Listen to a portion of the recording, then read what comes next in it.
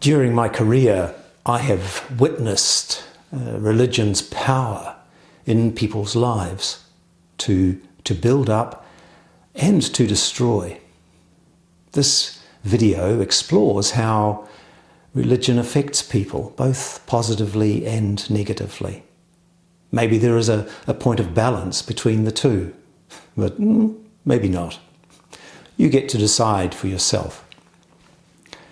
We begin with how religion can be helpful. For many people, religion provides moral guidance. It encourages acts of compassion and kindness toward others. And that has got to be a good thing. It is true also that religion, it builds community. It gathers people together around common beliefs and rituals. And it offers support to those in need. That is another positive. For some people, belief in a God leads to an increased sense of personal responsibility, which can encourage ethical behaviour, like promoting honesty and integrity and general goodwill. Then there is the interplay between religion and culture. Each one, to some extent, depends on the other to preserve inherited traditions and stories. Without a religious framework, nobody could truly understand Mozart or Michelangelo or Father Christmas. Religion contributes to the human experience through art and culture. And finally, religion can offer comfort and reassurance in troubled times, and a set of answers to life's biggest questions. So now we move on to how religion can be unhelpful.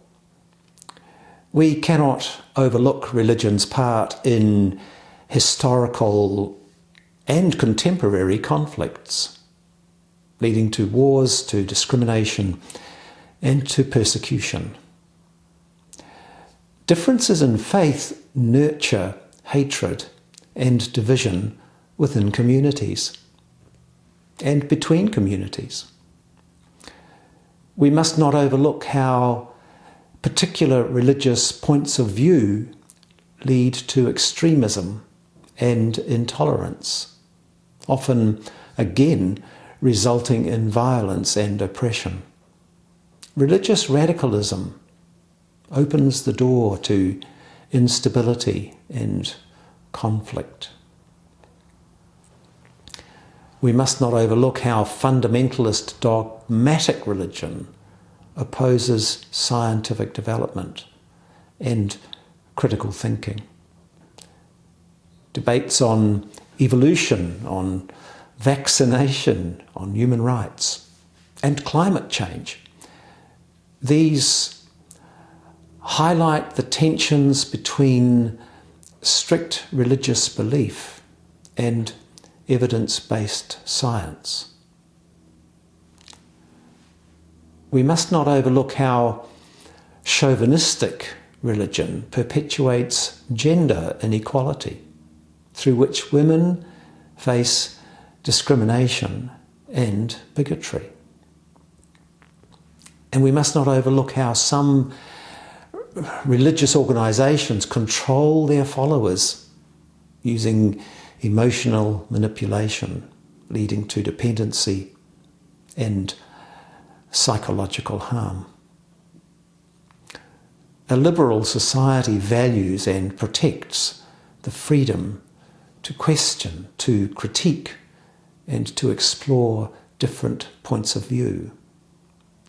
A religious worldview is legitimate, but it is just one amongst many. It must not be permitted to exert undue influence, striking a balance between preserving the positives and mitigating the negatives. A genuinely liberal society promotes religious tolerance, but not at the expense of personal choice or critical thinking. People must be free to choose belief or unbelief for themselves. And for that individual choosing to not infringe upon the autonomy of others. Religion is complicated. It can be a source of inspiration, and it can build community. And it can provide moral guidance. It can also lead to division, to intolerance and conflict. The best future for humanity lies in a liberal, progressive society, the kind that encourages thoughtful, respectful conversations between divergent worldviews, allowing the positive aspects of religion to flourish while curbing its excesses, and respecting fundamental principles of freedom and self-determination. Religion is much like the proverbial bag of licorice all sorts. It tries to provide options, a flavour to please everyone. But some of us don't care for licorice at all. And yet to others, licorice is everything. And there's food for thought. I hope this video is helpful as you explore how religion affects you and others you know, both positively and negatively. And maybe you will find a point of balance between the two. And maybe not. But thank you for listening. I am Roger James.